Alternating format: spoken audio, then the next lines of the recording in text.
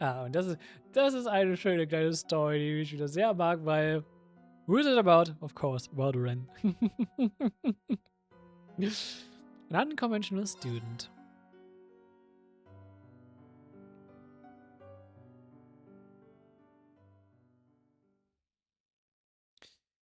April, the year of 1208 of the Septian Calendar. Also wirklich sogar mehr als ein ganzes Jahr. Aramis Academy is a famous educational institution in the Calvardian capital of Edith. The name derives from an artist central to Calvard's democratic revolution 100 years ago. This was also reflected in his goal of nurturing new talent and helping to forge a brighter future for a new republic. The academy placed great value on traditional education, of course, but it also encouraged the perspectives of new cultures and values, attracting many an independent mind from across Lemuria. It was a story place of learning that reflected the republic's views as a whole. This story, for its part, begins not long after the springtime festival held yearly to welcome the new student body. It was just another morning at the academy, countless students shuffling through its grounds, with one of them in particular happened to draw an unusual amount of attention. The young lady had long, soft violet hair, crowned with a black ribbon. Her figure had been cut very respectably as she matured into a young woman of 17 years, and her face still held traces of girlhood days bygone. The beauty she was, she never failed to turn inquisitive heads as she strolled along. Unser erster Peak für Ren, wenn sie noch mal ein bisschen älter wird. Und ja, Ren wird ein bisschen mehr im Calvard-Arc zu sehen sein. Und ja, ich freue mich jetzt schon drauf. Ich weiß es schon. Also, ich weiß schon, was sie dadurch, was sie an Calvard macht und was das Potenzial ist, wo wir sie sehen können. Ja, schön, dass also Ren wirklich ein durchgehender Charakter ist, der immer wieder eine Relevanz hat. Das ist so schön. Her name was Ren Bright. She was a second-year student from Janice Royal Academy in Liberia, now studying at Aramis as part of an exchange program. She had only just arrived in the spring. Ren's goal in attending was not to further education. She had been considered highly gifted since she was a child, having already earned several doctorates in years past, and there was little more of a new academy could reasonably teach her. Her goal in reality was to use it as a front to operate freely in Calvard. It was hard to find one better than being a student. She already found the role relatively foolproof during her time at Janice. Even if there were limits to how much a student could get away with, society as a whole was soft on school children. To move freely would also require drawing as little attention as possible. She aimed to conduct herself modestly, as any elegant young lady who wished to remain unseen should during her time at Aramis. There was just one very big problem with this plan. Good morning, Miss Bright. Isn't she just gorgeous? Look, I see her. Oh, she's just so beautiful, and everyone says she's just as smart too. All she had to do was walk down the hall to be showered with greetings and whispers of envy and admiration. Her looks alone were already enough to make her the talk of the school, but after one of the teachers let slip that she received a perfect score on entrance exams, there was suddenly not a single person who didn't know her name. The other students cared not how much she wanted to avoid drawing attention. She was getting it whether she liked it or not. Naturally, not everyone was pleased with the booming popularity this new transfer student had attained in less than a month. While most were busy fawning over Ren's arrival that morning, another group watched the charade unfold from the shadows, echoing audibly thoughts of displeasure. Ren had yet to be enrolled in a club, so as soon as the day's lessons had come to an end, she packed her belongings and stood to leave. A word, if I may, Miss Bright. It was a fellow classmate surrounded by a small faction of students clearly loyal to their king bee.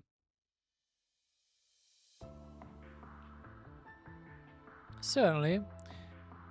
Though instinct told her this was not going to be a conversation she wanted to have, she made an effort to pretend otherwise.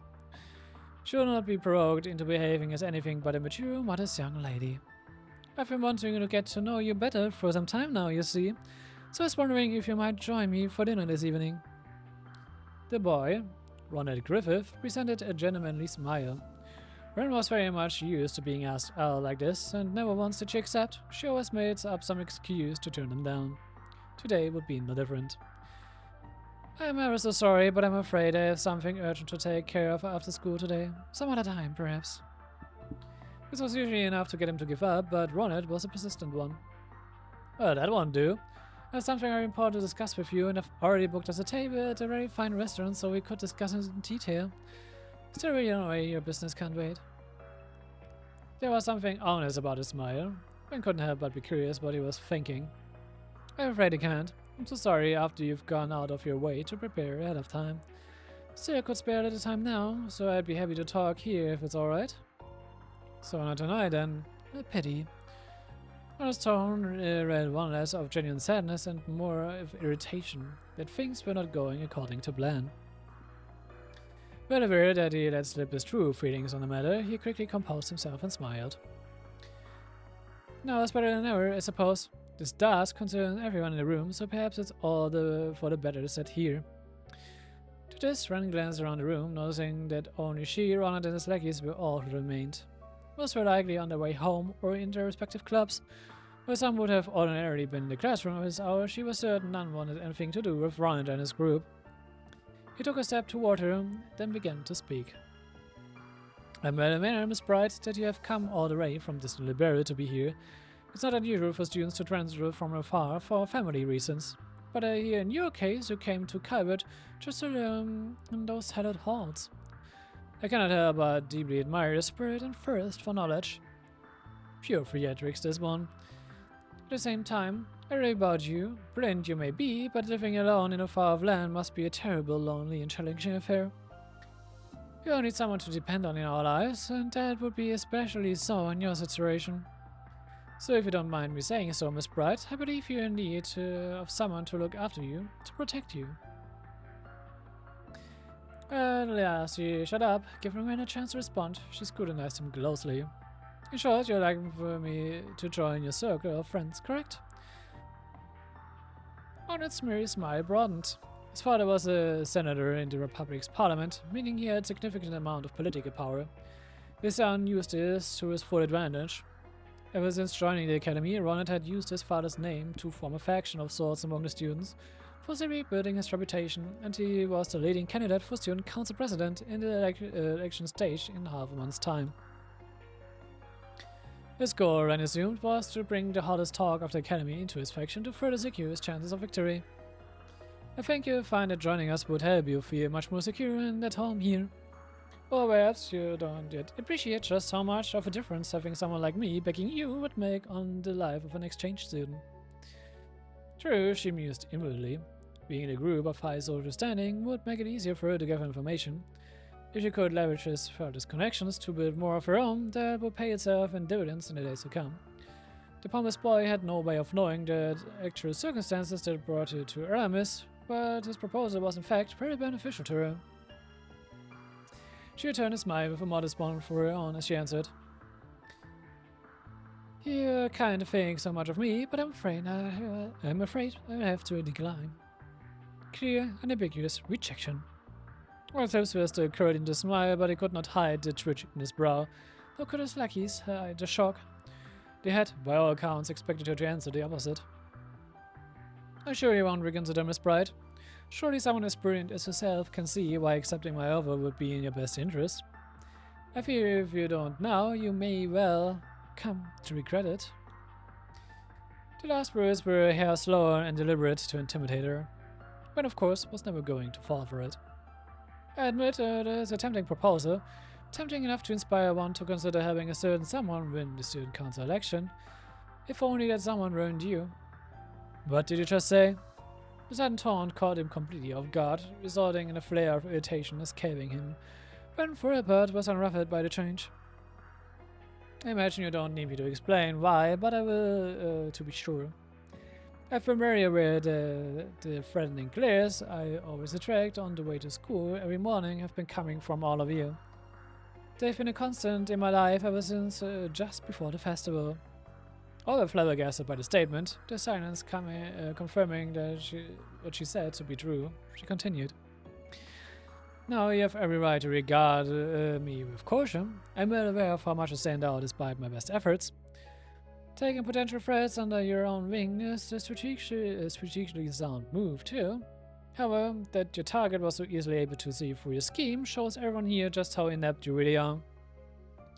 I've other things to do than assist someone as incompetent and small-minded. With a shrug and a sigh in a somewhat dramatic fashion, Ren stood before Ronald, his shoulders trembling from rage. Good day to you all.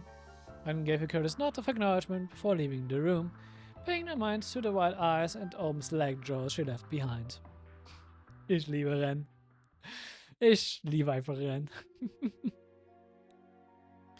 So I ended up getting beat up from another one of Mom's crazy jobs as she threw at him. You did get some good data out of it, but ouch. Your mom is always so funny. Tonight, in the dormitory, Ren and Tita were engrossed in deep conversation through their laptops.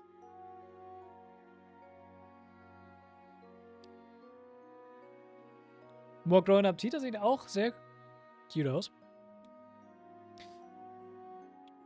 But it's always same old with all of you. I'm surprised there's anything of either left, without often you tell me she has him nearly facing death. You two are in a rut. I know something that could spice things up. Maybe try adding a little romance to the mix, like a couple of bright-eyed lovebirds we know. But we have agreed to go somewhere next week, so we're not in a complete rut. Isn't that something? The stairs to a door to await you, my dear friend. Ren? Cheetah graduated from the branch campus in Erebonia just as Ren left for Calvard, leaving them no time to spend with one another in person. That wasn't ideal, of course, but from a hint of sadness came the habit of talking like this once a week so they could stay in each other's lives. They discussed anything from their new lives and environments to the fruits of their research, occasionally stumbling into a serious topical matter or two along the way. It sounds like a legal confrontation between the Renner Company and Epstein Foundation is inevitable at this point. I know, I can't believe this is already happening. Both frowned at their screens. The recent development concerning the Calvard industrial giant Renner Company had become a key source of concerns for them of late.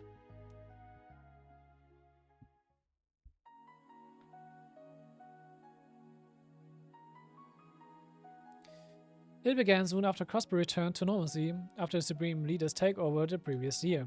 Professor Eric Carvasper approached the Werner Company to propose that they join the Western Marine Tech Union that she had been hard at work forming. And to no one's surprise, they refused. But before Eric and the rest of the engineers involved could even finish getting ready to go and change Werner's mind, something happened to make the Union the least of anyone's priorities. The independent development of a new generation of Omens and a generation's long partner in this subset of technology, the Epstein Foundation, would not be a collaborator. The latter had been key supporters of Zemuria's Omen development and over technology in general since their very inception. But the Omens were no exceptions to this. The Foundation had known their way around them since the very first model, drafting the incredible concept that had been used as a base ever since. Even the Reinfeld Company, before the battles of Jörmungandr, had not thought to develop the Arcus models on their own, instead favoring to develop them in partnership with the Storage Institute. The announcement was quite simply unprecedented, and it sent shockwaves throughout the industry. The Epstein Foundation was also less than pleased about being cast aside in this manner. While there were certainly legal concerns regarding her own patent to this technology, the greater concern was that their stable position in the industry as a whole was now becoming unstable.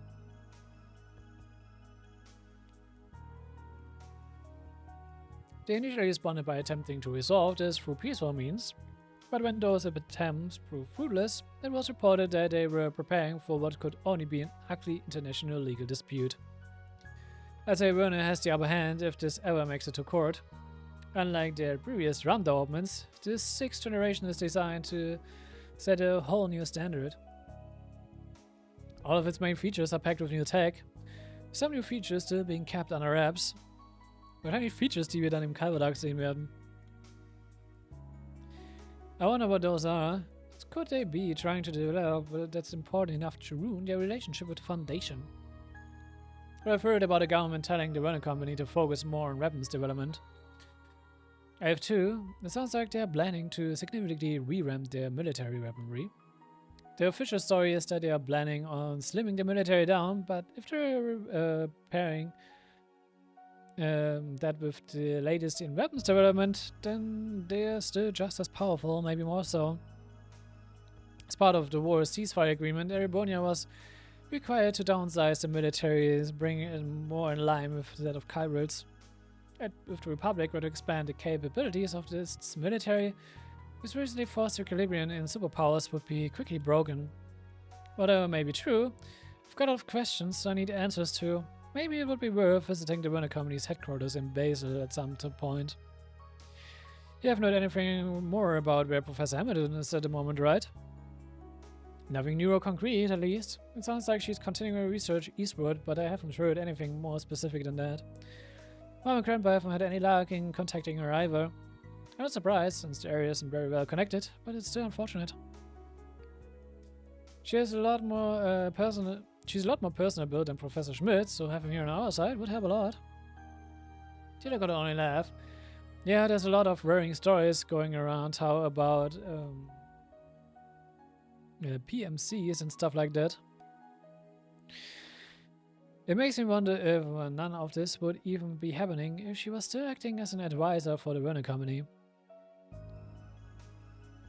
The deeper into the conversation they went, the more Tita could feel her spirits sinking. The political climate in Western Simuria was unusually stable at the moment, with its nations basking in prosperity. But she could not shake off the feeling that this peace was built over rotting wood, and that it could all come crashing down with but the slightest provocation. This was becoming especially true in the tech world, as it had undergone rapid growth in recent years compared to other fields. So rapid, in fact, that no base could possibly sustain a certain rate without cracks beginning to form. Try not to dwell too much on the worst case scenario, Tita. This piece might rest on a knife's edge, but there's still plenty we can do to preserve it. That's why I'm here right now, and that's also why you're working so hard too. You could find a million problems in the world if you wanted, but pessimism isn't going to make them go away, right? The words fit Tita with the right amount of comfort she needed in the precise moment. Yeah, I guess you're right. Thanks, Ren.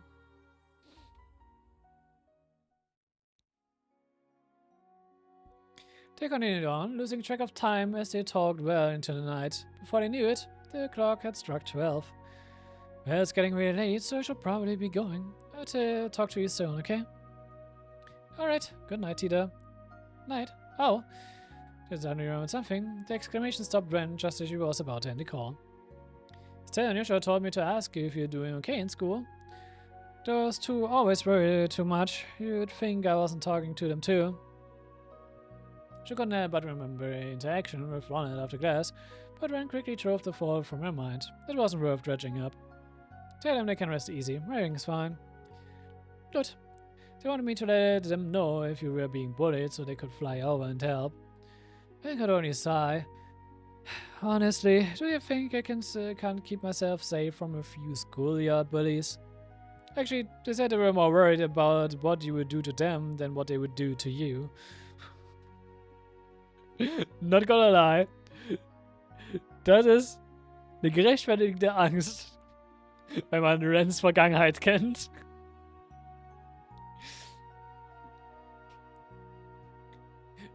Ich glaube, die Ignoranz von den Schoolbullies über das, was Ren wirklich drauf hat, ist, glaube ich, das, was eher die Gefahr ist.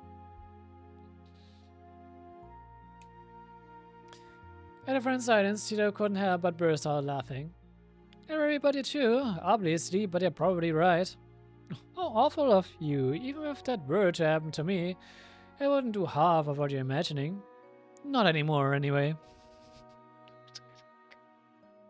Allein die Sache schon, dass ich noch sagen muss, not anymore, anyway. Sollte schon, sagt schon alles.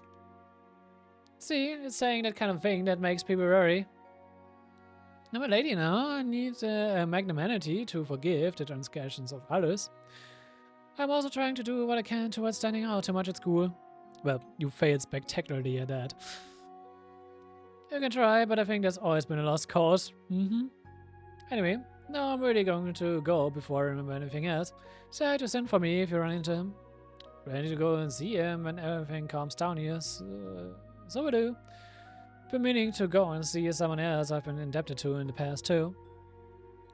By the time the two of them had finished talking and ended the call, one day had given way to the next.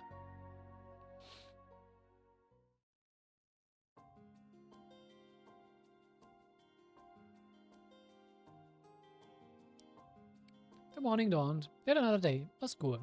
However, just as she left her classroom in the main building at the start of lunch and went to descend the staircase, she felt someone suddenly draw near from behind her. Reflexively, she dodged out of the way. A female student then entered her field of vision. She had lost her balance, the expression a mix of fear and surprise. She pressed through the spot where it had been moments before, but the momentum showed no sign of fading. If someone didn't stop her, she was going to start tumbling down the stairs. It was Cricky to grab her and pull her close. She supported the girl straight with one arm with all the grace of someone taking part in a ballroom dance, saving her from falling. Several students happened to witness the event unfold and couldn't tell but elicit gasps of admiration. Noticing that the girl's eyes were still in focus, Ren gently addressed her. Are you alright? You're unhurt, are you? Finally realizing the situation she was in, the girl, whose face had become quite red, quickly straightened her posture in a fluster. Yes, I'm okay. You're Anne Bright from the next class over, aren't you? Thank you so much for helping me. You're very welcome. But I would have to caution you from losing your composure like that right next to a staircase. Do you have some really urgent business to take care of? The girl first frowned in response and paused to think, then answered. Nothing I can think of. It's weird, but even though it was probably my imagination, it felt like someone had pushed me from behind. Obviously no one here would do that, so I must have just bumped into someone by accident. She thanked her rescuer again before disappearing into the distance. The situation she had deemed her imagination, however, lingered in Ren's mind. If I hadn't sensed something was amiss, both of us would have fallen down the stairs. We could have been badly hurt. Was it really just a coincidence? Or was it a deliberate action by someone who wants to hurt me? If it was the latter, she didn't have anything to support this theory, but with it came a familiar sensation. The feeling of malicious stares focusing on her from the shadows. It took surprisingly little time for suspicion to gain evidence. After finishing gym class the next day, Ren made for a classroom again preparing for the next lesson. As she did, she immediately noticed something was amiss. All of her textbooks had been glued shut with an excessive amount of adhesive.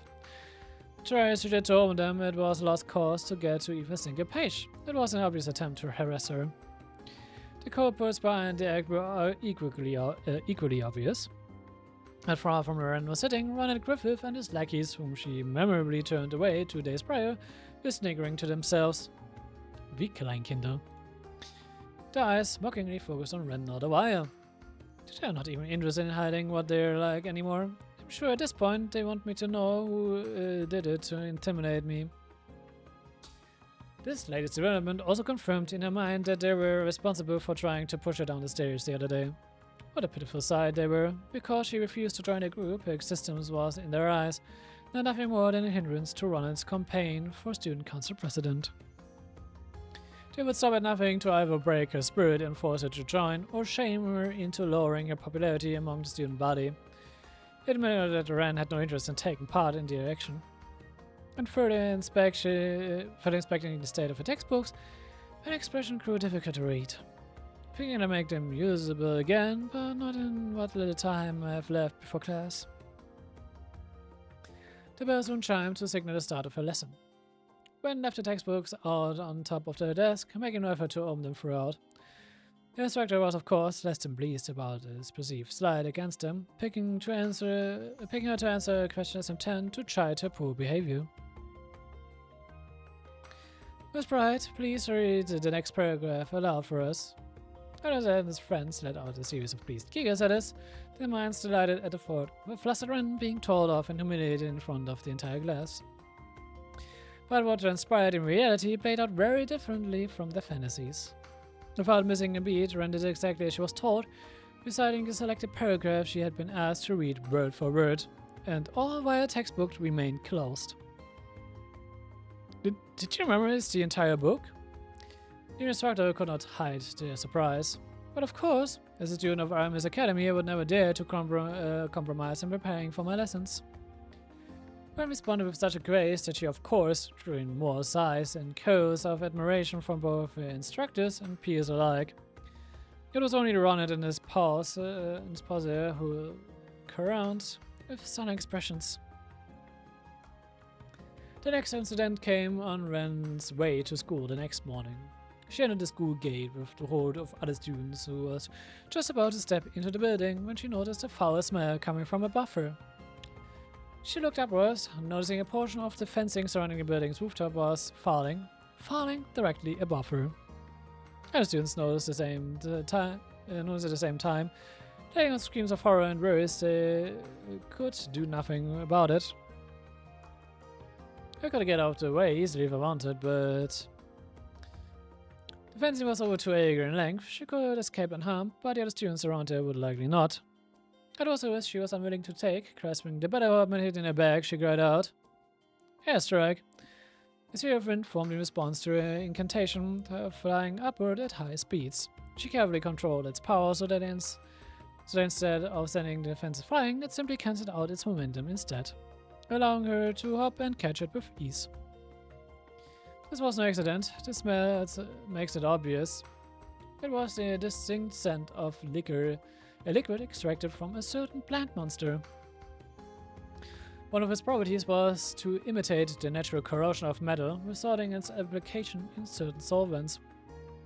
This made the fence falling a deliberate action. The perpetrator had been trying to disguise an accident. Her friend having been the target of several malicious acts already, the culprit was clear.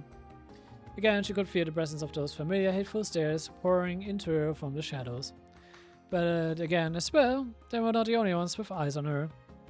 Whoa, that was awesome! Did you see that? Is there anything she can do? Ren's quiet meditation was disrupted by a multitude of cheers and applause from all around her. As if she were a performer just about to leave the stage, she gave an elegant bow in response. Love her. This would not be the last time she endured harassment from Ronald's group, but each and every time they thought they bested her, she would handle herself with exemplary skill, to efforts only serving to make her more popular. The state of affairs continued for several more days before, seemingly out of patience, Ronald summoned Ren behind the school building after lessons were over for the day. He stood oppressively before her, his lackeys behind him, with the composure he attempted to feign before now replaced by a plain wild anger.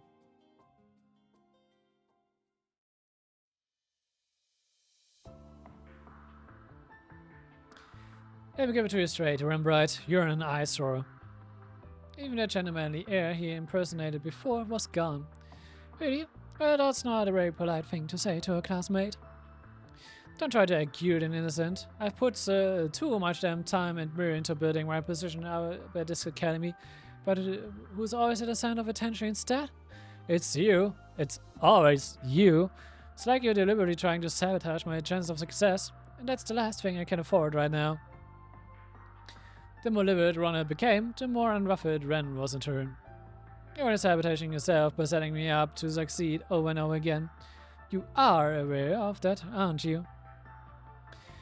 Had you not been forced to defend herself against him over and over again, she would not have received nearly as much attention. This being pointed out caused Ronald to return an audible thud of frustration. Who cares about how it happened? The point is, this was gone on long enough, so I'm going to have to ask you to step off the stage for a while. What do you mean? Ronald seemed to present some of his initial cool from when they first talked as he answered. Well, I mean something very simple. We just won't come to school until the election is over. If I refuse. To this, he raised a hand, and in response, his lackey stepped forward to surround her. The boys were unusually well built for their age, showing off their hulking forms in hopes of intimidating her. Refusing is not an option, I'm afraid. If you're going to oblige me willingly, you just have to make it so you can't come to school for a while. His lackey cracked their nuggets dramatically to clarify their leader's intent. Well, that's no good. I think you both know that would constitute a grave violation of the school rules. Something about her inflection caused him to mistake her commentary as showing hint of fear. further fueling their desire to dominate the situation. No one's watching a place like this, and even if someone did happen to see me, my father is a politician, he can make it go away. If they don't willingly choose to ignore what they saw in deference to my position, that is. Everyone at this academy seems to already know their place, you see. Everyone except you. He smiled and was so unpleasant that his eye escaped Ren. Oh, I think you're the one who doesn't know your place. I don't want to be rough with him after what Tita said, but he needs to be taught a good, hard lesson. When I continued on, oblivious to what was running through his apparent victim's mind. Now do as I say. His like drew closer, ready to seize her. I keep it mild, but I still want this to hurt for them, just enough to set them on the right track. I don't think Esther or Yasha would object to that. But just as she was about to act, stop this at once. A girl's shout could be heard from the direction of the school building. She was, of course, not shouting at Ren. And who are you? While it was visibly irritated, though the girl appeared to be visibly nervous, she continued to stand her ground. I didn't mean to listen in, but I couldn't help but overhear what was happening here. We can't go through with this. What are you doing is wrong. The girl stepped forward till she was directly in front of Ren to protect her from the schoolyard bullies. As she did so, the light revealed sleek, dazzling blonde hair that shimmered much like the sunshine above. Ren recognized her to be a first-year student who lived in the dormitory next to her own. They were close to one another, and most only exchanged polite greetings with one another as they passed each other in the hall. Sure seemed like a quiet, polite young woman with a good upbringing. However, not the type whose eyes would glow with resolve as she put her well-being on the line for someone else. Ren was surprised by this, as was Ronald, though he was less than impressed. He never fathomed that another student would dare to resist him. One thing he did sense was that her resistance was a little more than a brave front. With excitement at the thought of stirring that front bare, he cruised at his smile and addressed her. I said no. How fortunate for me that I have you to show me the error of my ways. One can't wait. We're first year soon. I'm going to need to give you a lesson just how right and wrong works in our society. Upon a signal, his legs shifted to surround their new target over Ren. She began to tremble as danger closed in on her, but still she didn't move. Don't you dare! This time it was Ren who spoke up. I'll give you what you want, so don't you dare touch her. But... are you sure about it? She wasn't planning on that response, but Ronald was more than happy to have his win in any form. I stay away from school for a while, that's what you want, right? But then you... The experience of studying abroad has been rather tiring for me, so maybe I do need some rest.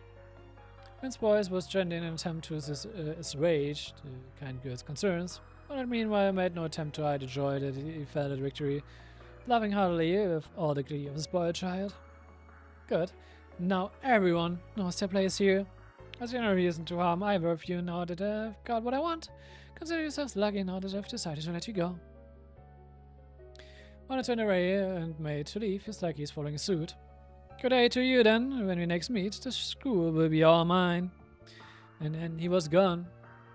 Only the girls left behind the school building. The younger of the two looked at her senior, concern welling in her expression.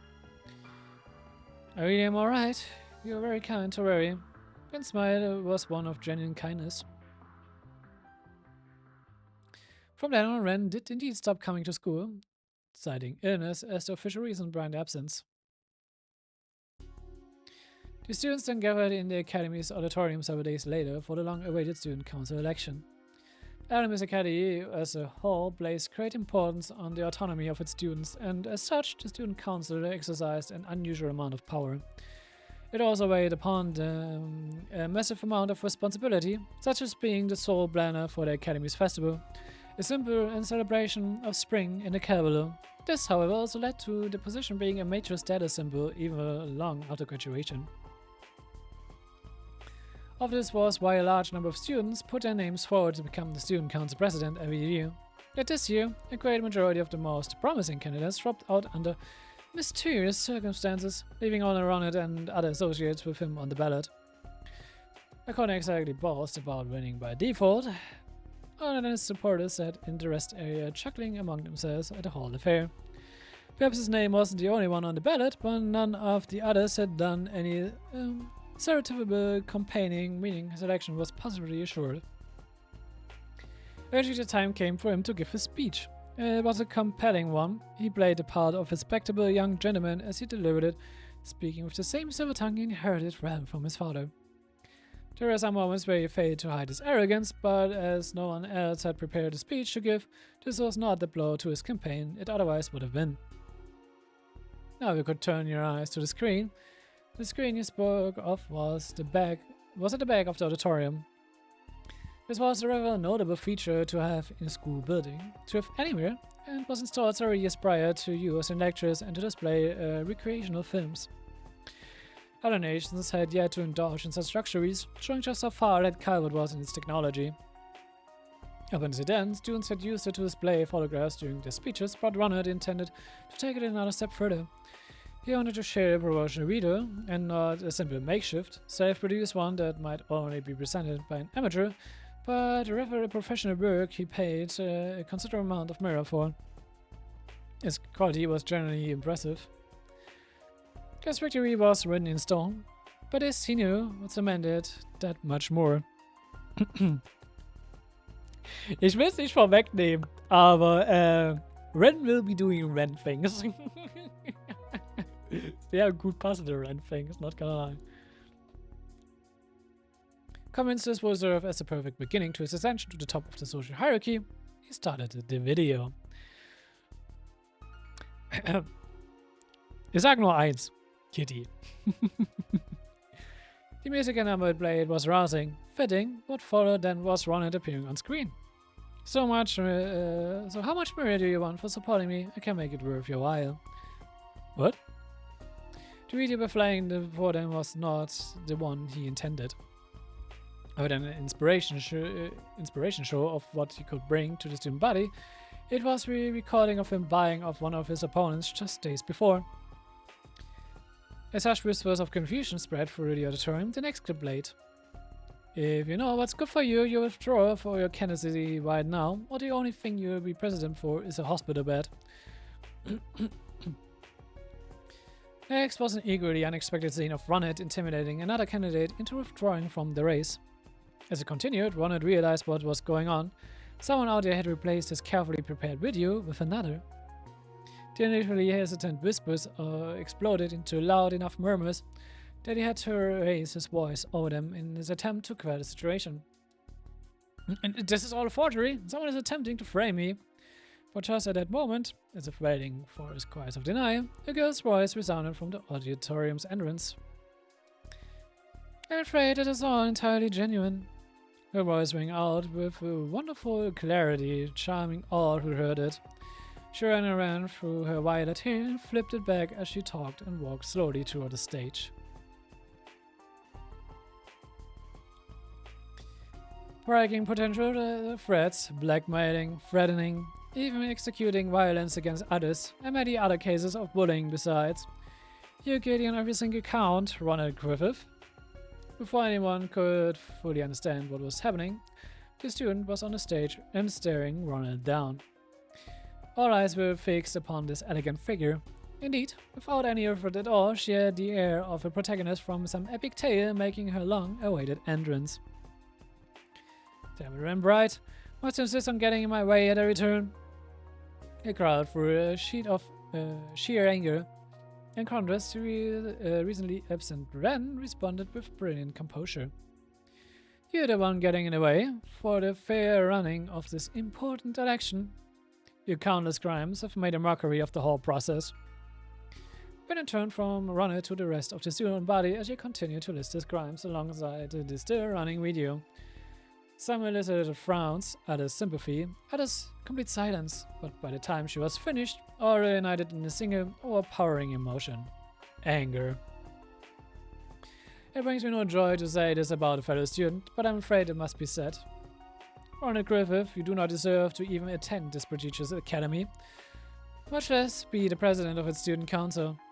Similar censure from other students followed in rapid succession. Yeah, she's right. Stop ruining our academy. You have gone too far. Gwen's accusations wasn't the only reason for their anger. The students of Aramis had long loathed Ronald's oppressive behavior. They only hadn't spoken out before because they were afraid of his father's power. Now that they realized he could be stopped, their anger had reached an explosive boiling point. Ronald suddenly found himself at the center of a torrent of abuse. He looked to his lackeys for support, but even they refused to meet his gaze. It then dawned on him just how fragile all he thought he built was. Rage gave way to an instant, deep despair, and casting a glare of pure hatred toward Ren, Ronald hurriedly sprinted out of the auditorium. Only when he was completely out of sight did the air erupt with cheers of joy.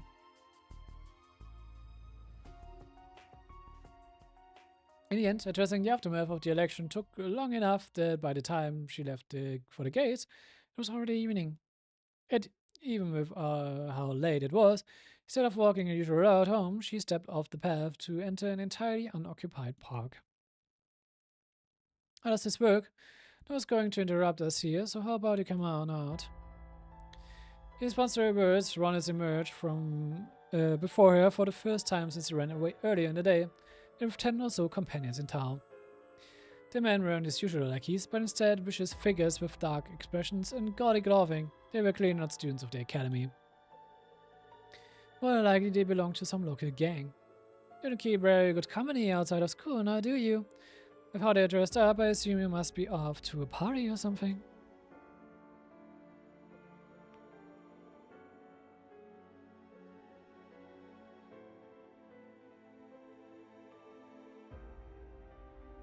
I'm going to wipe the smug smirk right off that face for good, Rembrandt. My dazzling future in politics was guaranteed, but now you've gone and ruined everything. What am I supposed to say to my father now? That's your problem, not mine. Are you so small a man that you can't own up to your consequences of your own mistakes? There was a second passed between his outburst and the manner in which he snapped back, causing his temper to grow twice as wild. That's it. I don't care what it takes. You're going to pay for thinking you could cross me and get away with it. If I do, there won't be any consequences for going too far. My father will see to that. The man sprung into motion upon Ronald's signal, but what followed made them doubt their eyes. Ronald couldn't understand what just unfolded before him. His eyes relayed the information well enough, but his mind rejected it completely. The second after he ordered his new lackeys to attack, Ren had produced a monstrously sized black and gold scythe from thin air.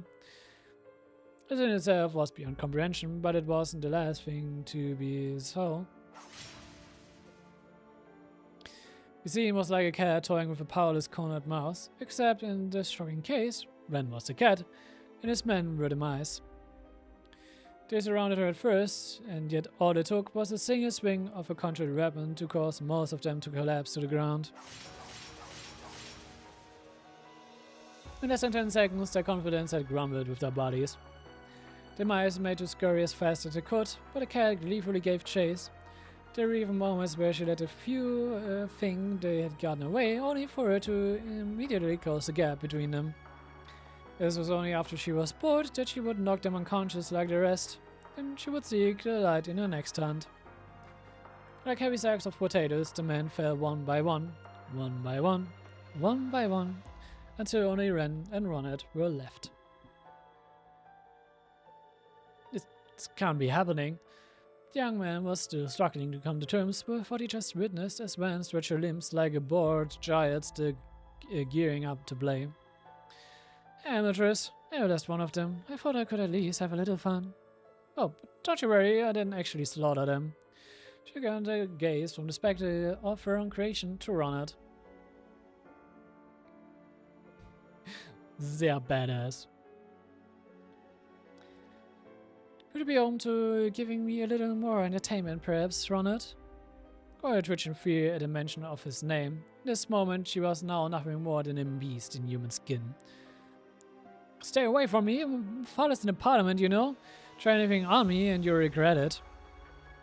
The response was an aggression of pure pity before tossing what appeared to be a magazine at his feet. is one of today's tabloids, you might find its contents relevant. What?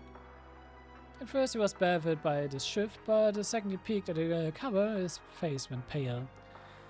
Representative quivered with respective bribery and connections to organized crime. Read the headline in giant, punchy lettering. There's a whole special feature on your dearest Teddy, complete with evidence. It mentions that the CID is going to be conducting an investigation as well, so this may be the last day you can say he is in Parliament. A condolences. No. No! Reverie was as shocked at the news that a simple word was all he could muster. Even then, Ran wasn't finished. So now that he's been removed from the equation, I'll ask again, would you be open to giving me a little more entertainment? She edged closer and closer, scythe in hand, a sadistic smile lacing her lips. Raya tried to retreat in fear before tipping over a rock and falling hopelessly on his backside. All he could do was watch her as though she were the Grim Reaper, tears and snot streaming down his face. Be it all and play with me, then we understand why they used to call me the Angel of Slaughter. She raised her scythe above her head and ready to swing it downward before realizing what she said. Oops, a grown woman wouldn't play with dolls though, would she? Dear father could better control her childish glee. She covered her mouth with her free hand, blushing with feminine modesty at her slip-up. None of this was behavior befitting the proper lady she wanted to reflect. After composing herself, she turned her attention back to her bray, only to see he was already unconscious. Finished? As she left the park, a calm young man called out to her. I certainly am. Ren met eyes with a brown-skinned young man leaning cowardly against one of the trees. It was safe to assume he had witnessed the entire affair unfold.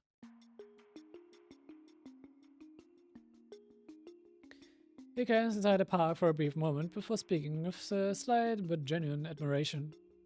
We are something. In what way? In every way. Even though I was more struck by the hacking abilities of the famous Kitty than the combat prowess of the infamous Angel of Slaughter, still hard to believe you managed to find dirt on his bigwig dad that easily.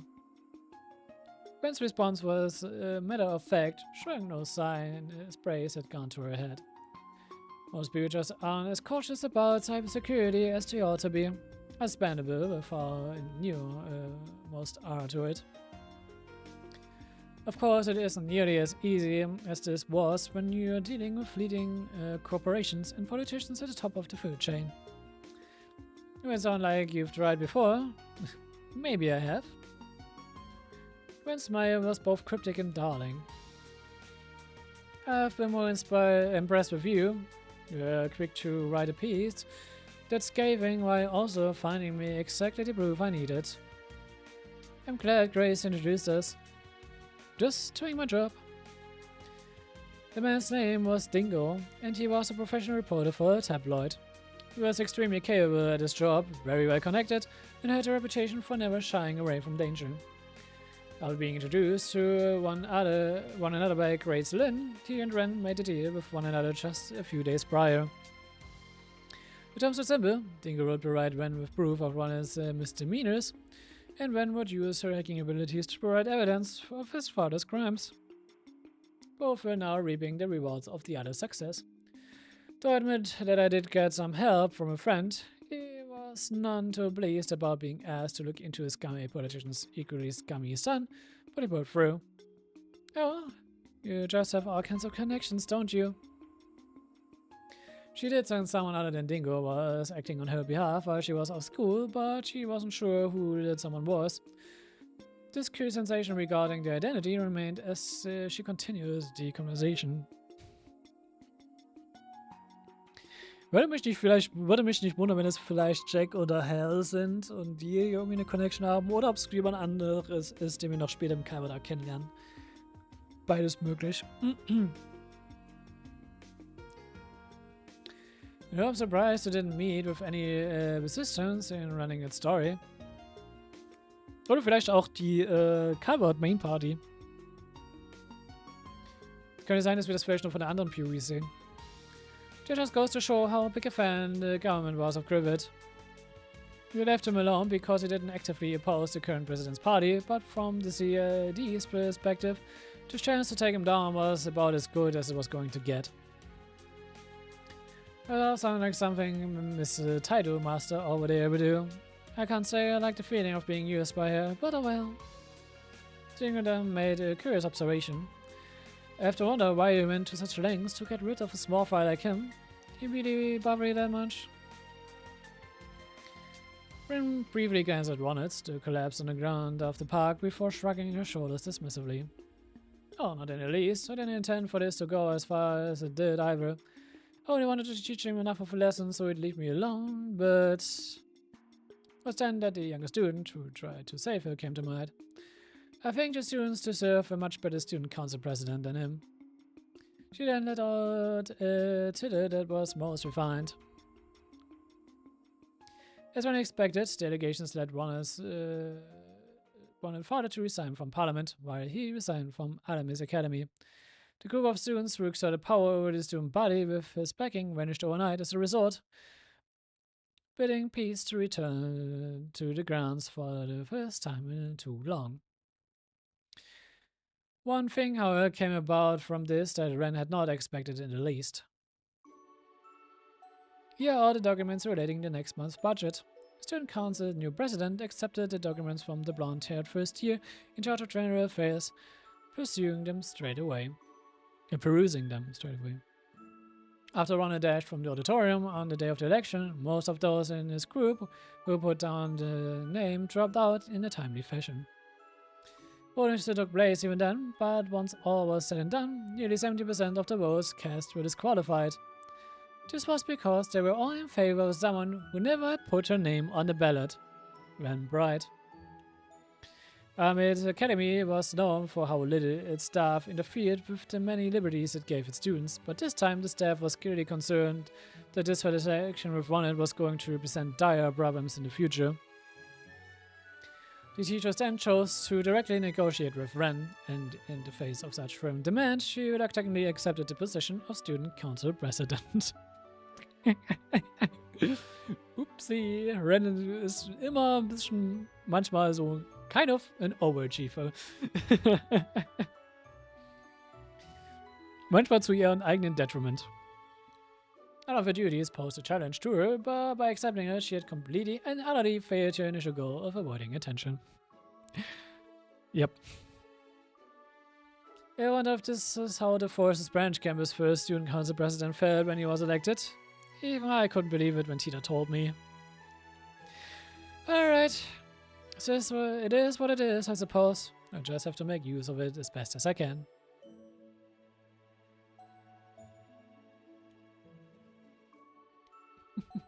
Not gonna lie, irgendwie passend für Ren. Es passt zu Ren. Sunlight beamed into the student council room. The blonde-haired girl and two of her friends struggled with the new workload they were adjusting to. As Ren sat there, he eased to random talk and an occasional grumble a thought crossed her mind. She had no end of real-world worries. The problems arising from rapid technological development, the society's next move, the ominous winds of change blasting over Calvard. But despite all those, she wanted to enjoy her simple time here while she could. Why, let's say we get this work done so we can celebrate with a tea party, huh? The arrival of spring was now a distant memory, even if summer had yet to come. There was nothing particularly spectacular about this time. It was just another ordinary, beautiful, bright afternoon. Ich liebe diese kleine Anekdote über Ren, not gonna lie. Das ist so eine schöne Anekdote. An unconventional student, the end. Weil ich einfach sehr kondensiert in einem Moment gezeigt, warum ich eigentlich Ren so cool finde. Aber ja. Wir haben noch eine offen. Ich muss noch mal eine kurze Pause machen und ich muss mir was zu trinken holen, weil mein Hals ist halt schon wieder sehr viel Fokus an Lesen. Aber ja. Mal eine kurze Pause. Wir sehen uns gleich.